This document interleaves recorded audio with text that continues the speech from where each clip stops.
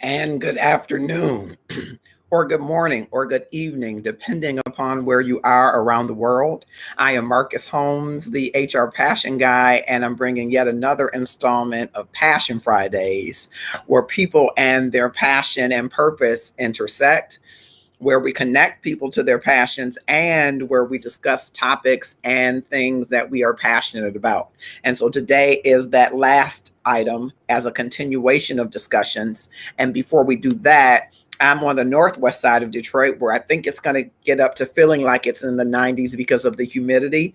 Drop in the comments whether you are here with us live on LinkedIn, from which we are emanating today, or via Restream live on Facebook, on the Marcus R. Holmes page, or on the Love and Stuff community page, or if you are on YouTube events or Twitch TV where there's HR Passion Guy.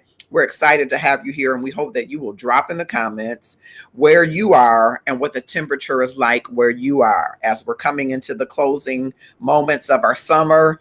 I know because of this pandemic, maybe you're like me and you haven't fully experienced the summer or been out into experiencing the summer.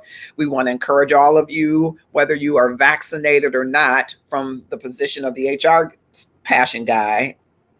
My views only represent me. I think everybody, vaccinated or not, should wear a mask, especially when you are within certain distance and indoors. And so that's my encouragement to you to do that. But travel safely, be careful everywhere you go. But maybe you haven't had the chance to travel or to experience the Ribs and Soul Fest like we did here in Detroit, Michigan. Delicious food. Or maybe you haven't traveled around the globe and some of you have. You can drop that in the comments as well, just so that we all savor these fleeting moments of the summer, right? We're almost to the next season, almost going into the fall season. And so we want to continue to share passion. And one of the things that we are passionate about is public service. While you're dropping your names, I see a few folks with us on all platforms, but if you would drop in the comments who you are and where you're from, that'll help us better track with you. We live for the comments. So we're passionate about the comments. So I wanted to share with you a little glimpse of my public service. I've been with the city of Detroit in human resources for my entire tour of duty, I will call it. 18 years, 24, almost 25 years total in human resources, but 18 of those years have been with the city of Detroit in various capacities and roles. And what an honor, privilege, and interesting time it has been. And if you like that kind of experience, maybe public service is calling you. And if you feel like you want to work in a place where you make an impact, you want to work in a place where you have many different opportunities to move around throughout the city and see various lines of business. In a typical organization, you get to see many different products and services. But in the city of Detroit and maybe in other municipalities, you get to see different lines of business, right? We're in the transportation business, but we're also in the solid waste and public works business. We're in the street maintenance and paving business, right? We're in the recreation business. We're in the landscaping business. We're in the real estate business. We're in the water business. See, all of these different lines of businesses and not just products within one line. And it makes it interesting because you have the opportunity maybe to move around, to, through internal mobility, get exposure to many different opportunities to build your capacity as an individual. And of course, build the organization's capacity and capability to do new work, better work, greater work. And so maybe public service is calling you like it did to me in 2003. And I will admit, I had only planned to stay for a few years. And here I am 18 years later, and I'm able to tell you it's a great place to work and an employer of choice. And so, today we have some pre-recorded content that we will share with you of other public servants from previous interviews that we have shared, who are passionate about their public service. And I'm excited to share their content so that you might be inspired to look at public service as an opportunity, a way that you might decide to come and be part of an amazing and extraordinary organization who at its fulcrum, who's at its core, is built to serve its citizenry, its residents, its visitors, so that people work, live, thrive, play, or recreate within the city of Detroit, which is a great place to be. I am a native Detroiter. I've resided in Detroit through good times and bad times, through high times and harrowing times. And I can tell you, though I've had the pleasure to visit many other places, none of them have felt like the home that Detroit feels for me. And so if you're thinking about relocation and opportunities, I invite you to go to www.detroitmi.gov and take a look around at the city's landscape, architecture, and space.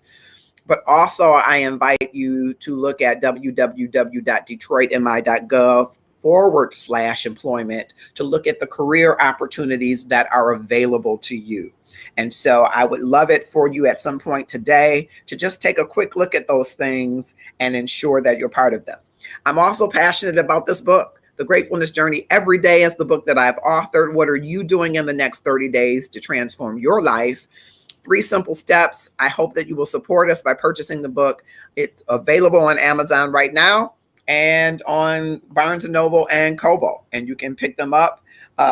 You can get the ebook or you can get the paperback. It's a short read, but a great read. So if you're looking for a closing summer read and you're interested in impacting the habits that you currently have, what a great opportunity to get that book. All right. Thank you, Valerie Brown, customer service representative at Social Security Administration, 28 years of experience of customer service. You rock. Thank you so much for that, Valerie Brown. I hope you will click share, whether you're on LinkedIn like Valerie Brown, and share this with your connections, or if you're on any of the other platforms we talked about earlier, click and share and tag 5 of your closest friends, 5 of your closest connections, 5 of those connections you haven't talked to, and 5 of those connections that are looking for jobs. Speaking of that, right before we get into our first clip of content, if you drop your email address in the inbox or in the comments, if you feel comfortable doing that, and you are looking for a job, you're job seeking, I have, I think, a great seminar coming up for you. It's called You, Y-O-U, your 30, 60, 90-day journey to an offer. And it's going to be available in just a little bit, just about a month, a little less than a month, actually. And you will be able to partake in a couple of modules that will help you get ready for that offer that you're desiring. I think it is an opportunity that you don't want to miss. And so if you want more information, drop your information in the inbox, and we'll be talking about that more as the time comes forward. All right. So drop in the comments like Valerie did. Where are you? Where are you serving? What are you doing? Where are you making an impact? And what is the weather like there? I always talk about the weather because the weather can impact your mood, and it gives people a chance to travel to places. Like me, I haven't been to France proper, but I traveled via Zoom through Simone Jo Moore, who sometimes visits us here. And we did an interview with her. If you want to see that interview, you should go back and watch that interview. Okay. So first up, we're going to bring in a now 30-year employee with the city of Detroit, whose experience I think you will find most interesting. We're going to watch a clip of that together. Again, some of the content we're providing today is pre-recorded content, but we're excited to have the Deputy Director of Labor Relations for the city of Detroit, Valerie Colbert Osunwadi, who is a long tenured employee with the city of Detroit. And I want you to hear part of my interview with her. She's talking about public service. You should click share now because someone is considering their next job opportunity. And I just want to spark their thinking about aligning their passion, their purpose with some people who are living in the center of public service. I'm excited about the opportunity that you might take to do this very thing. So watch this interview. Let's watch it together of Valerie Colbert.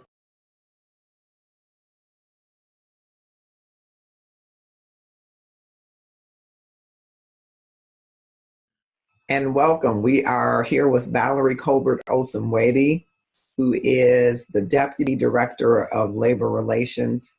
And we are excited to have her here during our National Public Employee Recognition Week. Welcome, Valerie Colbert Osunwadi. How are you? I'm good. Thank you, Marcus, for having me. Always a topic that I love talking about. Usually don't do it so formally, but thank you for having me. And I just figured we had to try it formally because everyone should hear the wealth of knowledge and information, as they will hear some of that when we are along with the panel. But I wanted the opportunity to talk with you one-on-one as well to make sure that this information gets out about public service. I think you would be one of the poster children, I would say, poster women, if we wanted to do a talent acquisition campaign around attracting the best and brightest talent to the city of Detroit and to municipalities in general, that we could use you as a template of sorts to say something that I think you have said often, that some of the things that you've learned along your journey in public service, you still use today. They're still relevant today in your current context. So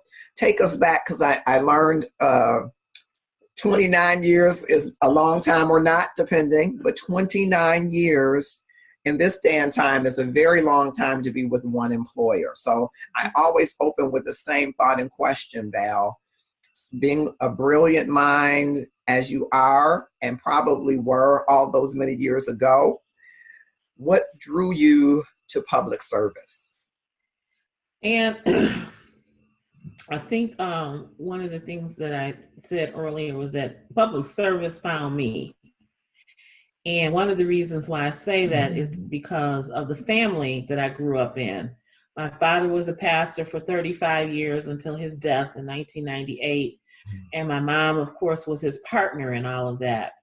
He was one of those pastors that during the 1967 riots walked the streets, gave the calm to the community, talked to the people, tried to get them to go back into their homes and to diffuse the situation, where many pastors were called on to do that. He was one of those. I also mentioned that back when I was growing up, the DPS, Detroit Public Schools, were they had many school boards by region. And my father sat on the Region 5, that's the region we were in, school board. My mother was a big PTA supporter. And just being a part of the church in general, our doors were always open. I can't remember when someone outside of our immediate family did not live with us, did not at some point stay in our home for not just a night, but for a long time, to get on their feet or whatever. And I'll even laugh at my brother today. My brother, when we were back in 8th grade, he brought home one of our classmates who had been kicked out of his house, and he ended up staying with us throughout the remainder of the school year. Just something that my parents didn't want him going back to a bad situation. That public service found me because that's just the way in which I was reared. I had a great quote that Pope Francis said, that every man, every woman who has to take up the service of government must ask themselves 2 questions. Do I love my people in order to serve them better?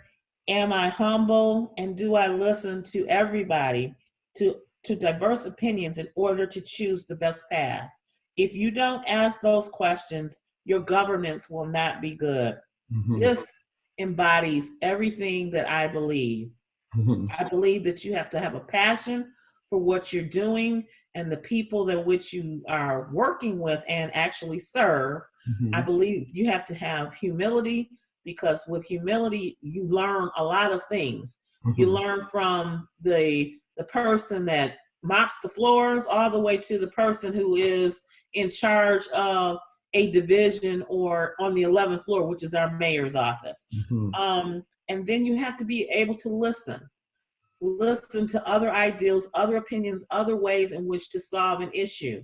And one of the things that drew me to the city of Detroit, hooked me, made me stay, were really the people that I work with. You know, I started there, I had a clerkship when I was in law school, and It was so fantastic because those lawyers, and one in particular was Deborah Ross Adams. She was on the bench for a while.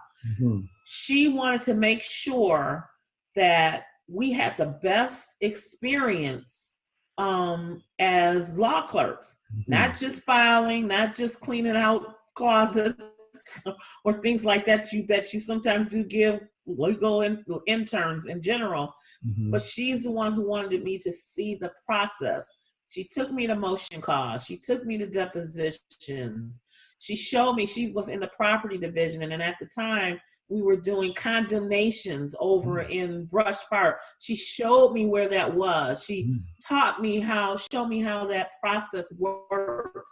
And when I left that particular that internship or that law clerk at the end of the summer, experience to people who were in the private sector, who had worked for, firms, they couldn't believe the breadth of experience that I had. And I will tell you, I even learned something from being in the property section that helped me in my course with property in law school. Wow. So, and then that is so important, that if you can bring people in when they're students and give them that love of public service and what they will be doing in their position, you will have them wanting to become a part.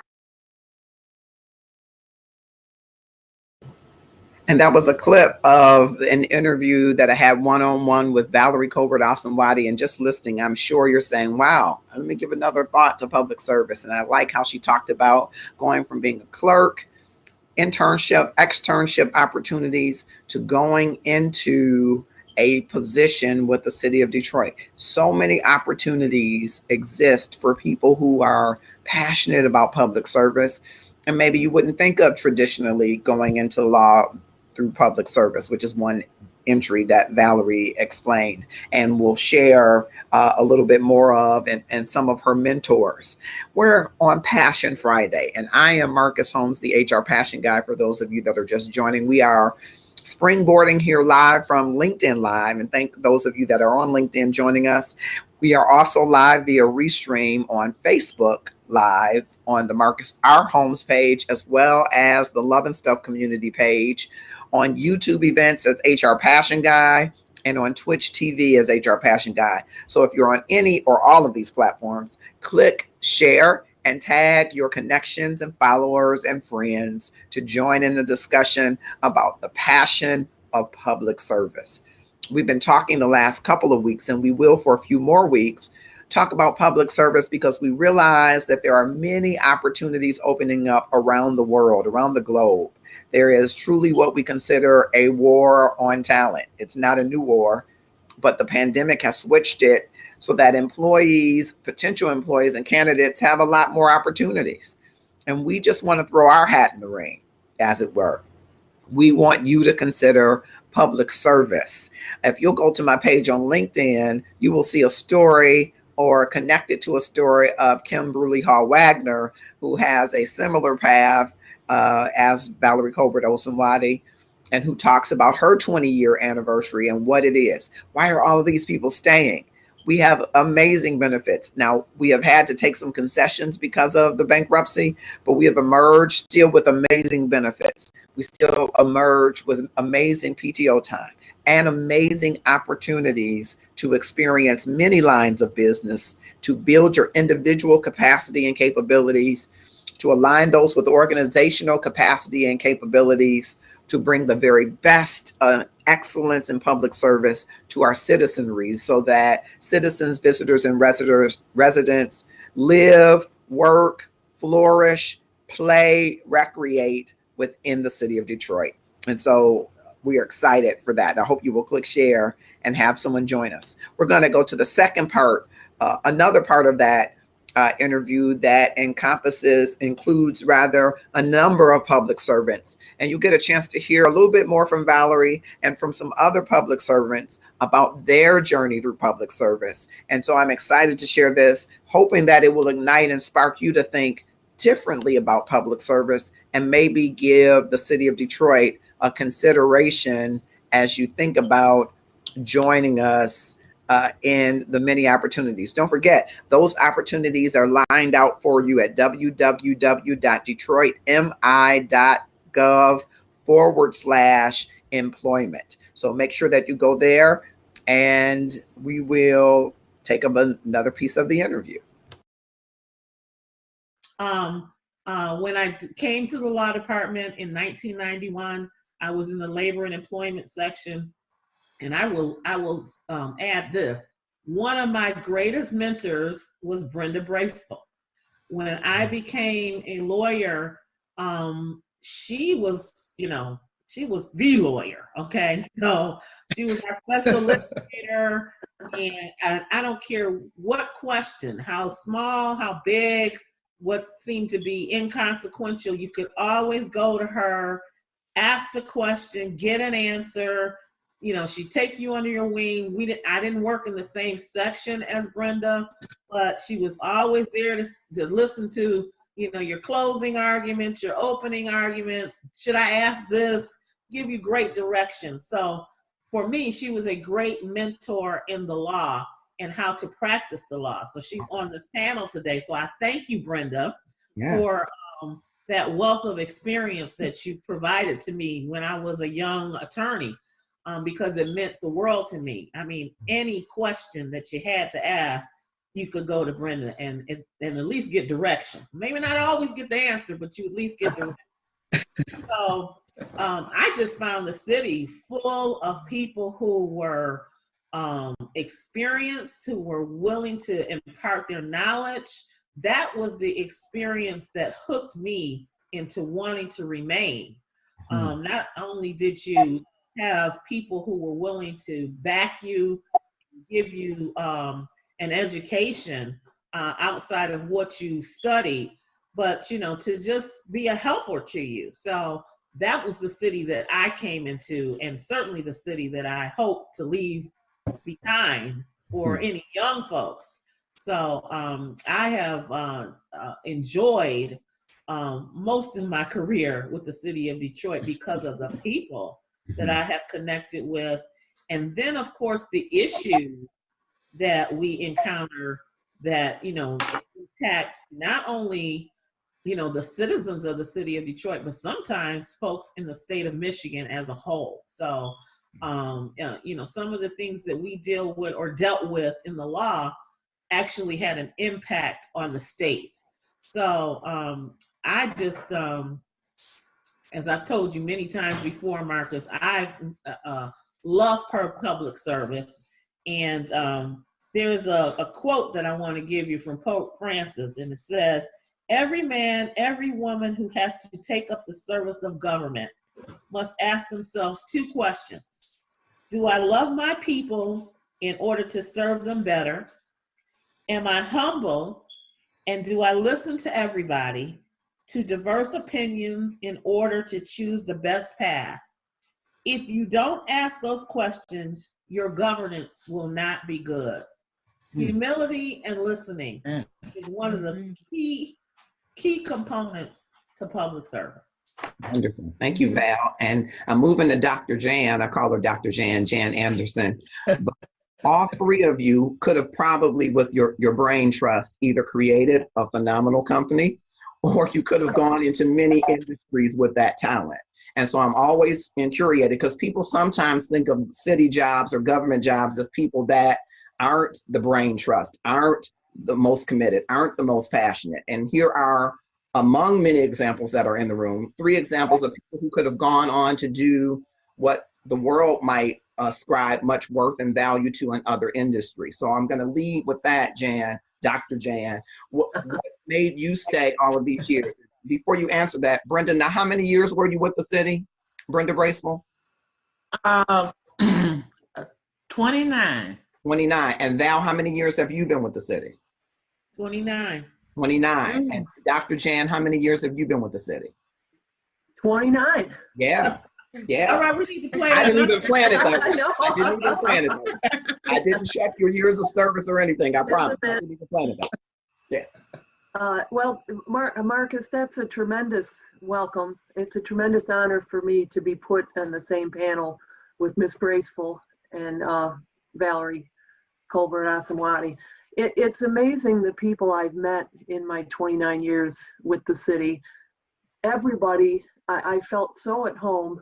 I'm a lifelong Detroit resident. I always say I'm 100 years in the city limits because my grandfather got here after the Great War, and we're such proud Detroiters. It gave our family our whole livelihood. That's often been forgotten in our lifetime, that this great city is one of the cities that built this country. Mhm. Okay. Yeah. And a lot of times it built it on the backs of people. It, you know, what the Lord giveth, the Lord tooketh away, you know, more than once. But my story in public service starts with Grandpa coming back from the Great War. My grandfather had been orphaned. We were Irish immigrants through Canada in northern Michigan, and both of his parents died when he was 11 years old, and he became the breadwinner for two younger sisters and himself. Wow. And you talk about a humility. I think that people of previous generations just had just such gut checks everywhere they went. But here he came to Detroit, and he got the opportunity because he had such a knack with animals. He became the first curator of the Belle Isle Zoo and lived on Belle Isle for 12 years. Wow. My mother, her three older siblings, and my grandparents lived in the maintenance and repair quarters right by the White House on Belle Isle until the Great Depression, and they became homeless overnight. The city went through just this devastating round of cuts, 20%. We have some of Grandpa's historical records, and it's beyond what we've experienced in the last decade, right? And they were cut, and of course then there was no unemployment, and that's just when relief is being developed. You know, I tell you that story, it is unique having lived on Belle Isle, but I tell you that story because it's just part of the urban fabric and part of why we all belong in a big city, that it has a place for everybody. And as someone not of African American descent, it's been so enriching to me that my mother was insistent, we are Detroiters and we're living here. But see, she knew her whole livelihood had come from this city. And so I felt that as a young person, there is a greater good. You can look in, you know, again, I had a lot of opportunities, there, you know, the resources to take time off so I could go to graduate school, and 10 years of college to get a PhD. But, you know, everything isn't about how much money am I going to make. And that's hard to say because the things that are going wrong in our country have put us all in this position of insecurity. We need security. Clearly, we have to make a living. We're responsible for ourselves. But I've never looked at my career as how do I make the last dollar. I wanted to do something that I knew was meaningful, that connected me to other people like all you here today. It's been so enriching. So that's the first thing that I would say about my career is I believe in the greater good. I believe there's a benefit, a collective and a benefit beyond myself. And I want to be part of solutions at all time. What I did in my career that served me really well, I utilized the city's education leave provision. So in 1992, I actually got 14 months education leave and did, basically it was 4 semesters at Baltimore at the University of Maryland, and then came back to my job. The city held my job for me. So that was a really key thing. They invested in me and I wanted to invest in the city in return. But I always kept kind of one foot in the university world, in the civic world. I've always kept a volunteer activity going on. At the present time, I'm helping an old ethnic club, a 100-year-old ethnic club, down by Old Tiger Stadium to do a strategic plan for its second generation. And unfortunately, the pandemic is a memorable 100th anniversary, right? Mhm. But you know, my ties to Wayne State, I've been an adjunct professor there for 23 years. And teaching, that's kept me sane more than once. And I think Miss Braceful could attest. We might have had one or two conversations about that. But you know, you want to be connected to all the great things. There's a lot of negative things in the world, in our face. But you want to be connected to positive things, to people who want to do good, who want to be there for each other. I can't say enough about that. The final thing I think I would offer, localism. You know, we're all in the global society, and we're all, you know, we talk about China, and we don't know what's going on in China. And I do think it's a privilege to get, you know, to see the world. I've traveled extensively, thanks to having a job with paid vacation, you know, but the best things in our life are going to be the things right here. My next door neighbor, you know, I live in the city where my mother, my grandfather, my uncles lived and died. And so I have that connection. I can go to those places that they were at. So I think local living, I think there's a whole politics to that. That's a different panel. But I want to be a voice for that as well, to commit and to invest in your home. There's nothing to me that's been more rewarding than that. And again, I appreciate being asked my experience.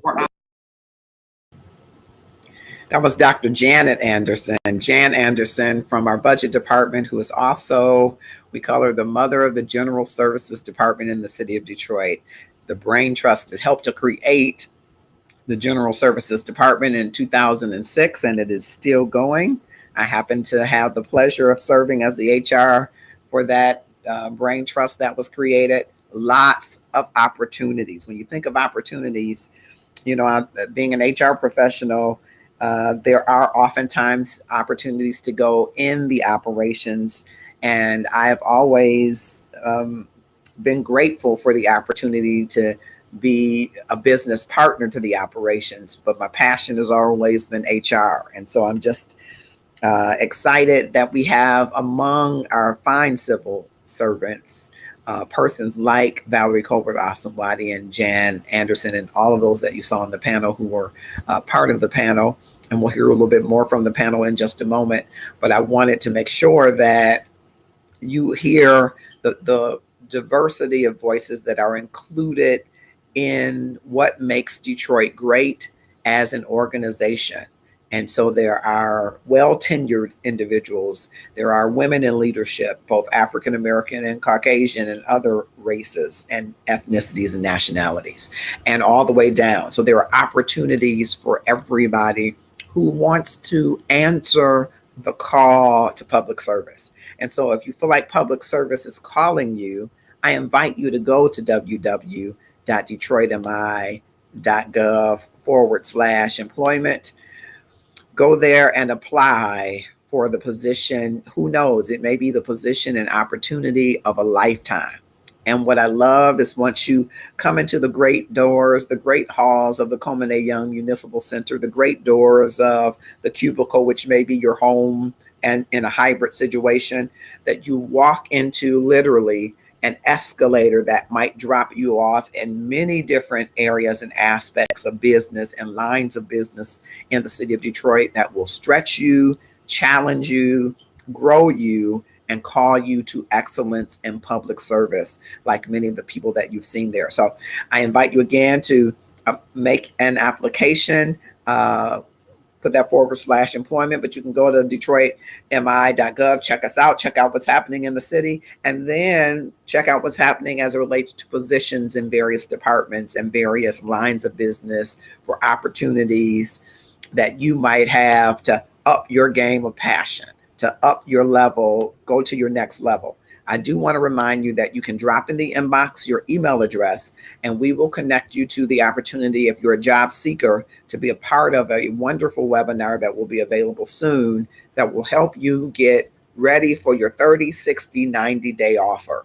If you're looking for that promotional opportunity, looking to go to another organization, looking to better yourself, deepen your connections, all of that is embodied in that webinar series of modules. And we want to invite you, give you an early opportunity to get in on what we know will be a rewarding and educational opportunity for you to grow yourself. It's entitled YOU, and you want to make sure that you're part of that. All right.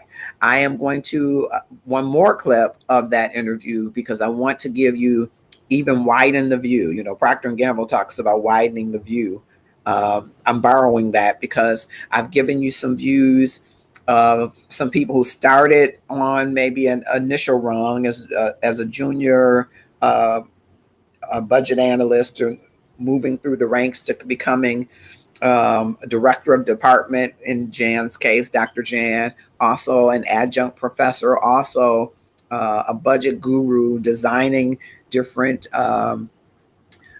organizations, General Services Department, from Val, who started as a clerk, who is now the Deputy Director of Labor Relations and has served in many other capacities in law and around law in our organization.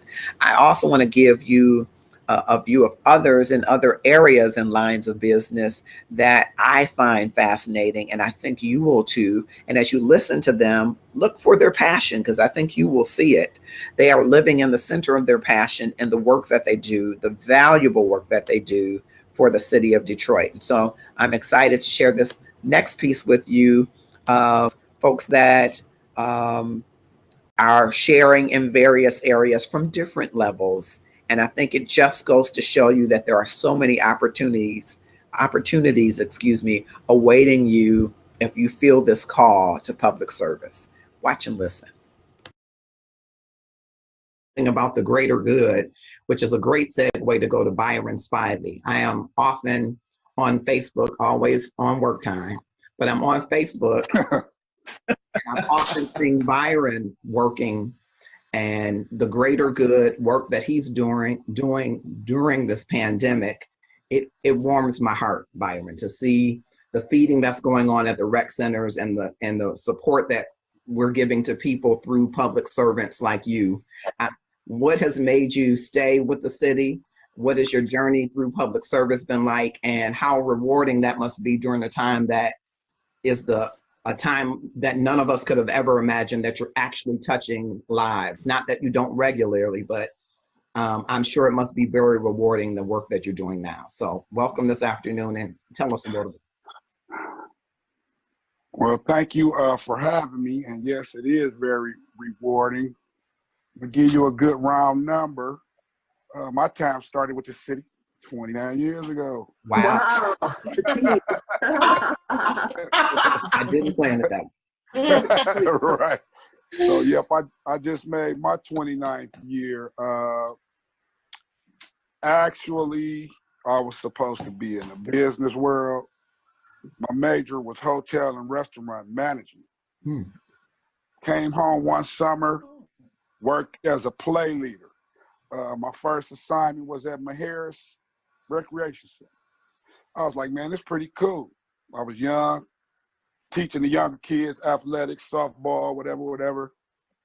It was great. Graduated from college, came back home, had a job as a management trainee at the Hampton Inn. And then as I was working, what happened? The letter came in the mail. Hey, this city, you didn't come back last year. This year, we want you back. And I came back, and I've been there ever since. I worked my way up from play leader to where I am now with RCS. I probably really could have been in management, but I think I enjoyed the frontline service much more.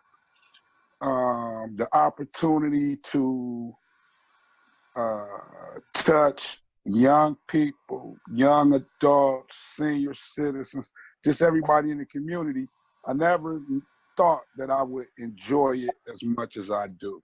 Yeah. But it was a great job for me. I think in recreation, you have to be a people person. Mm-hmm.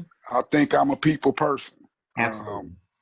You know, I try to have a pleasant demeanor with everyone, and I do get that back. So it's very touching to have an event where I got seniors learning how to use their electronics, or have Halloween and be able to have animals right there for the kids to touch, exotic animals, kangaroos. Jan came over and saw the kangaroo at Halloween. Really? You know, so, you know, it's things like that, being able to just give a kid or anybody a little bit of something that they never had or never experienced. Yeah. I think it's great. And so, And I know you don't think of yourself as management, but you run a center. And I often espouse that that is management. If you decided to walk out tomorrow, don't do it. But if you decide to walk out tomorrow and find a building and program it with these same kind of programs, you would be a business owner in recreation. So you're running an entire enterprise. And that's why it's an interesting spot that you sit in when you say your supervisor, you might not have the end of the day decisions. Of course, I'm sure you could lobby Jan at the time when she was the director for anything you needed, because that's the kind exactly. Right. Yeah. you kind of see yourself as a leader who runs an entire center and knows what budget is required, knows what staff is required, knows what services are required to meet the needs of the citizens. So you're not just a supervisor, you're a manager too. And I wanted to make sure I highlighted that point for you, Mr. Spivey. I appreciate that. I appreciate it. I'm going to go to another supervisor who, again, is like a manager. I would say Patricia Henderson, if you went out, and the women aren't out leading us at all, but we got some women leaders here. But if you went out in the marketplace and said, I'm going to do a street paving business, or I'm going to do a cityscape business, you could go into business for yourself. You know the machinery it takes, you know the people it takes. I see Kim Jones is here. She could do the same thing in landscaping. So I'm always asking this question: why public service? We see that we grab Byron, sending him a letter and bringing him back. We grabbed Jan, we gave her all that time for educational leave. We grabbed Val through Brenda by leading her through this. We grabbed Brenda early on. How did we grab Patricia Henderson? So my background is a little different. I came from retail. I was a manager for Walden Bookstore. Mm-hmm. At that time, I had been there, and it was like, okay, I need a break. So I decided to apply for the city and for construction, and they called me. It was my first time. I always wanted to be the person to hold the stop sign. That was everybody's goal to be. I would be the flag girl. So Wow. I applied. They called me.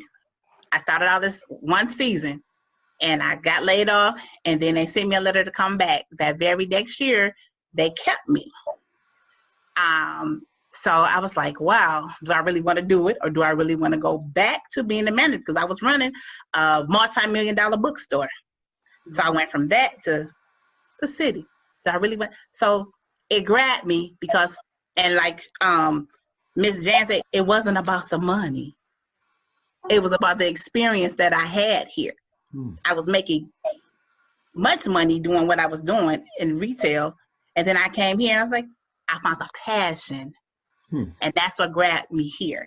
Mm-hmm. And I ran into people, and I started as a laborer and worked my way up. I started at the bottom and worked my way up to supervisor now.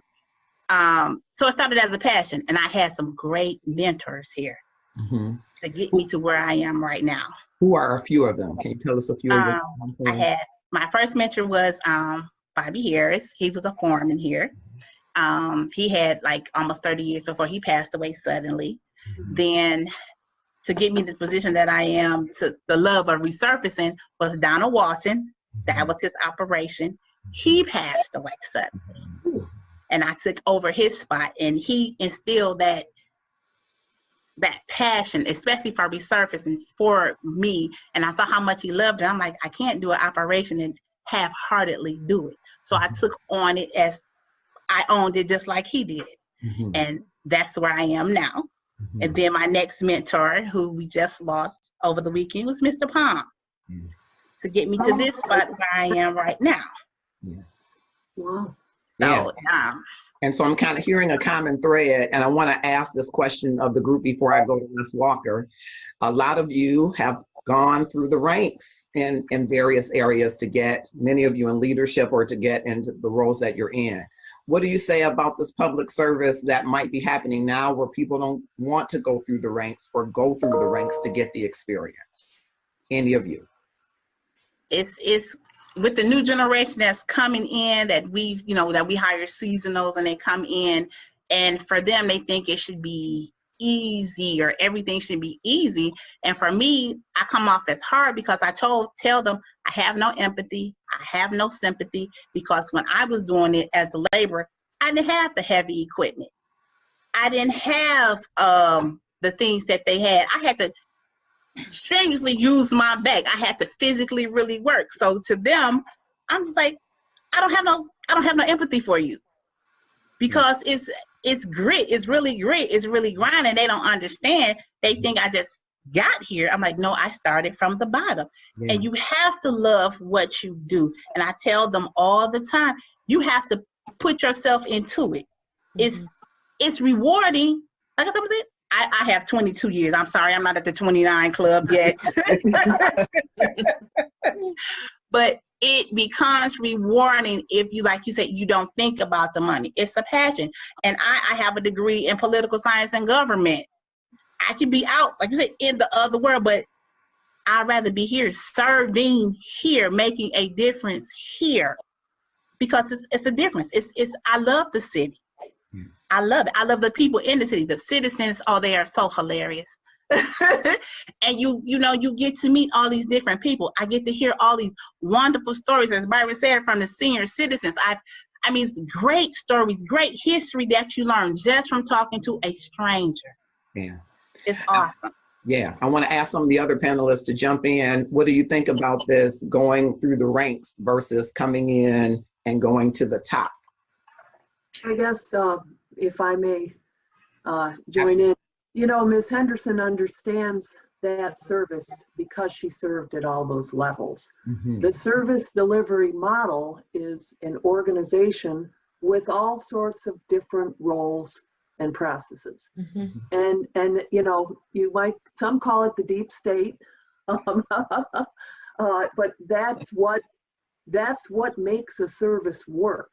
Mm-hmm. So for me to have served in different capacities, to have been the director of, to have been an administrator in a department, and now I've elected to go to a planning role. Mm-hmm. Well, but I understand operations. Mm-hmm. I've been in that.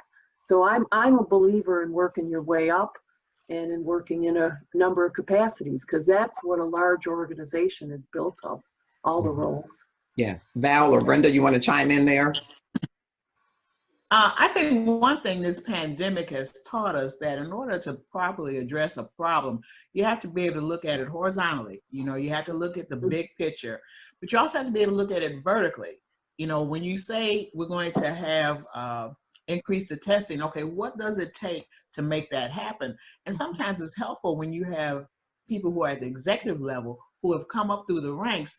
I think they have a better sense of what are the details that are necessary that you have to address to implement a plan. Because, and again, I'm not calling any names and I don't want to be political, but we can see the difference when you have a plan and then you have a way, or you have the means to execute that plan, how things happen. And you make decisions based on that information, and you also know how to roll it out. And I think,